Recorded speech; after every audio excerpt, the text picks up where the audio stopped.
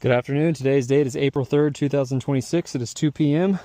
We're here at the Kirill residence, and we're getting ready to perform a repairability attempt.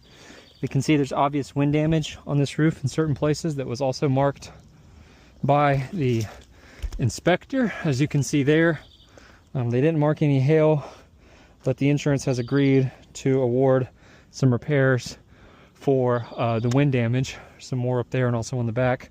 So what I'm going to do is I'm going to attempt to repair a shingle and see if any damages occur. The reason I would like to do this is if we looked at this prior repair that's marked here, we can see the shingles where the repairs happened took a lot of damage. I mean, all of these became unlaminated and creased. We can see that a repair was done previously here, and as a result, the surrounding shingles were damaged. And so what I want to do is document in a lifetime and determine whether or not this shingle can be repaired without creating damage. Again, prior repair, see damage, creased shingles all the way up where these repairs happen. So what I'm videotaping with are my Meta glasses, Ray-Bans. These film in 3-minute increments, so at any point that I need to stop the video, I'll try to make it as seamless as possible. I'm going to be using a roof snake to perform this repair. The shingle I'm going to be attempting to repair is right here.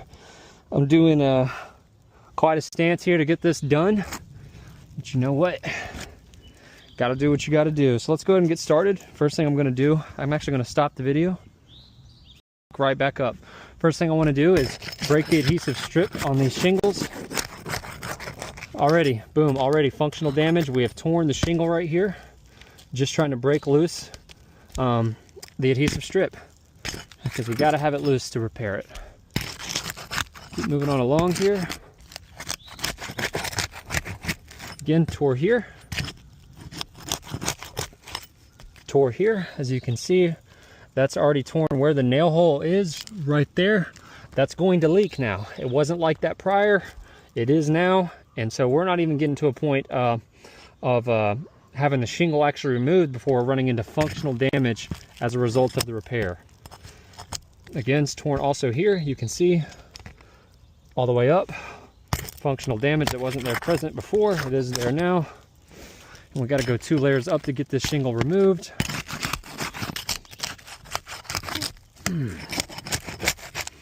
Tore here.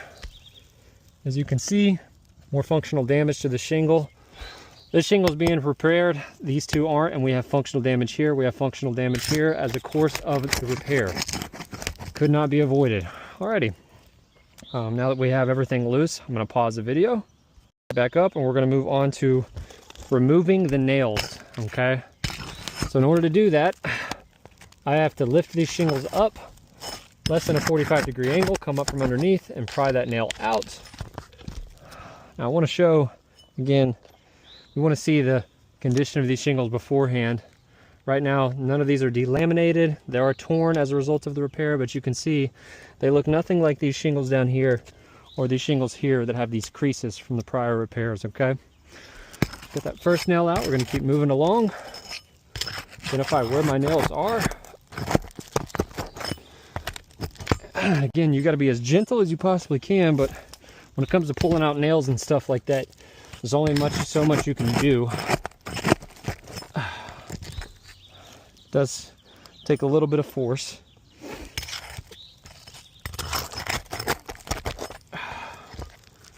Already I'm seeing some creasing at the tops here on these laminate shingles. You can see that, the granulose and the creasing. Get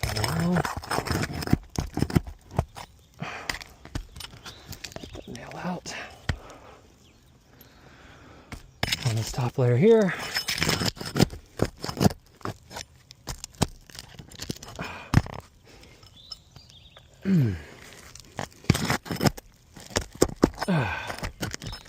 Ooh.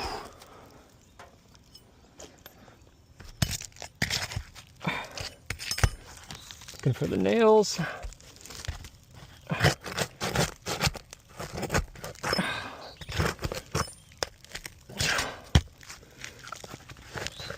That nail is stuck.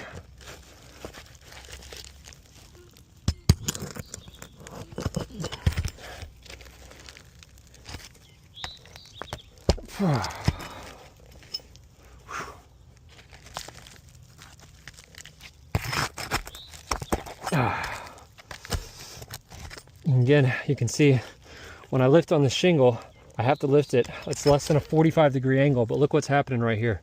See the stress factor on that laminate tooth? It's creasing it. It's creating damage, stress fracture, hinge crease. When I'm wiping it, I'm showing those granules have been displaced. Okay. Moving along here. 2 more nails to go. Ooh. 1 more. Get this out of the way.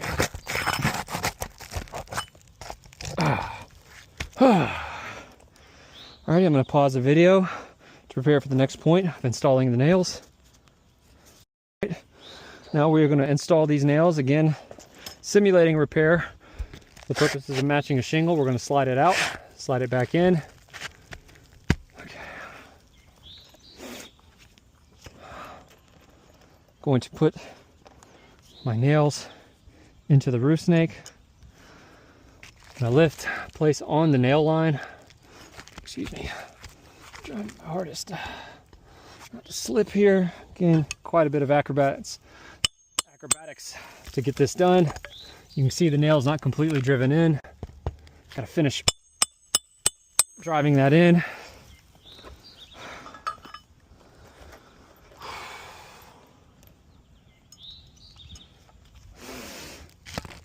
Oh.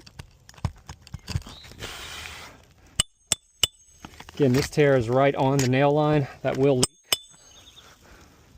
Oh, you can see there, evident creasing in the middle of the shingle now.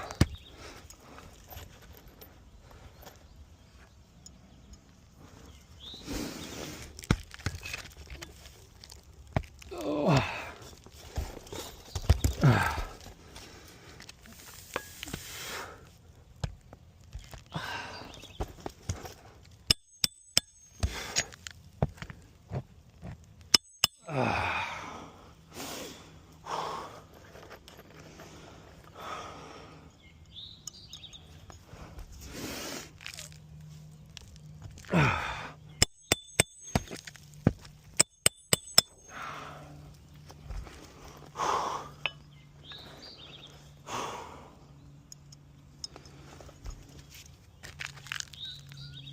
Find a nail hole, there we go.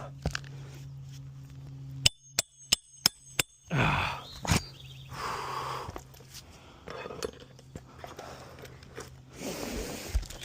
down. Ooh, power pose.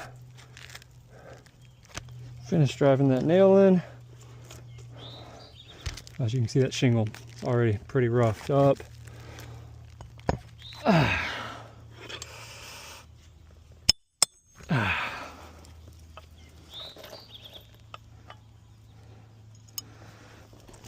Let's get this last one in here. And we'll do a quick little recap and review and document any damages that occurred. Pause the video. As you can see, evident creasing along the lines of these shingles here, all the way across. You see that? Clear straight line on the shingle that wasn't repaired. This one's above here. Clear creasing here. Clear creasing here, all the way. You can see the hinge crease all the way across. See how it follows. It was lifted in different areas with different fractures and stress on different locations of the shingle, which is why it's following this kind of curved pattern. So we've got some up here as well. Same here. You can see it's not in a straight line. It goes like this. Is evidence of this roof not being in repairable condition. So I'm going to document all these areas of damage all the way across. Like that. There we go. We have tears in the shingle here from the roof snake. We have tears in the shingle here from the roof snake. Guys, this should not be happening during a repair, and it can't be avoided, as you've seen documented here in live time, because of the repair. And here's where this gets interesting, okay? Based on this slope having wind damage that's been brought into coverage, we know this roof, this slope right here, the right slope, excuse me, is not repairable. Can't be repaired. It needs to be completely replaced. Here in the valley, per code, we have to have ice and water. So in order for that to happen, we need 14 inches on this side, back slope. So now how are we supposed to do that unless we tear these shingles up here, okay, on the back slope? All right, bring that in mind. Same thing follows with this valley as it does over here on this valley. So right slope to the front slope. Again, we have to have ice and water installed here. Again, remember, this slope has to be replaced because it's not repairable, okay?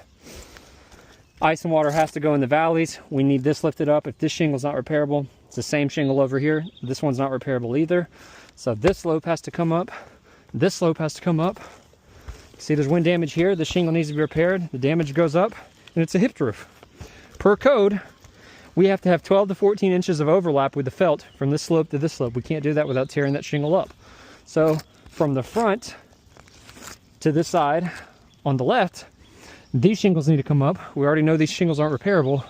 So based on the fact that the wind damage on this roof, again, you can see some up here, the locations of it, the fact that it has been covered by the carrier, we know this needs to be repaired. Again, felt overlap here. Once we get here, this slope, we've got to have it here on this back slope. Wind damage here. And with it being a hipped roof system, all of these slopes are brought into coverage based on the repairability of these shingles and the wind damage. Everything has to come up based on that alone. So, as always, we appreciate you guys taking the time to review this. We're looking forward to working with you and giving you whatever you need to help. And we look forward to hearing back from you. Thank you so much.